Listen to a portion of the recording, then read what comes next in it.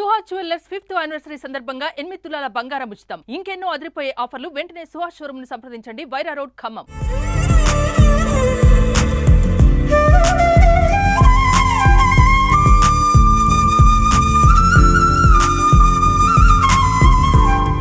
అందరికీ నమస్కారం అండి. తెలంగాణ రాష్ట్రం ఖమ్మం జిల్లా కేంద్రంలో ఉన్నటువంటి అన్నం సేవా ఫౌండేషన్ అనాథ శరణాలయంలో ప్రస్తుతం 226 మంది ఉన్నారు. దిక్కు మొక్కు లేని వారు, కాళ్ళు లేని వారు, మాటలు రాని వారు, మత్స్యంతో లేని వారు.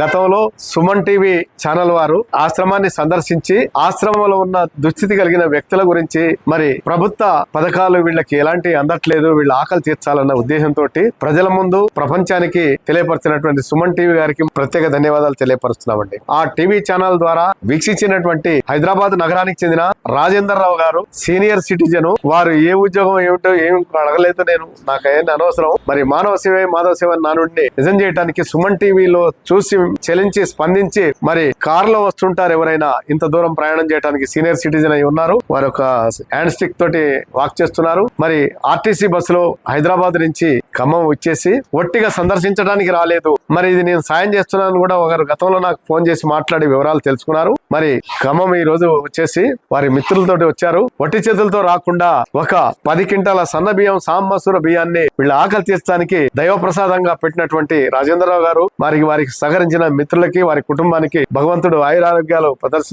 ప్రసాదించాలని మనస్ఫూర్తి కోరుకుంటూ, వారు ఈ ఫౌండేషన్ గురించి ఒక సూచన చేశారు. వెబ్సైట్ లో సేవలు అయితే చేస్తున్నారు, కానీ మీరు వెబ్సైట్ లో ఈ చేస్తున్న సేవల్ని ప్రపంచానికి, ప్రజలకి తెలియపరచాల్సిన అవసరం ఎంతైనా ఉందని ఒక సూచన చేశారు. ఆ విధంగా వెబ్సైట్ లో మేము చేస్తున్న సేవల్ని పొందుపరుస్తాము. మీరన్న రీతిన ఆ విధంగా చూసి ప్రజలు, ప్రభుత్వం ముందుకొచ్చేసి ఇంకెంతో మంది దిక్కుమొక్కు లేని వ్యక్తులకి ఆకలి తీర్చడానికి, అవసరాలు తీర్చడానికి, అండగుంటానికి కారణం అవుతుంది. ఆ విధంగా ప్రయత్నం చేస్తామని మనస్ఫూర్తిగా రాజేంద్రరావు గారికి తెలియపరుస్తున్నామండి. ధన్యవాదములు.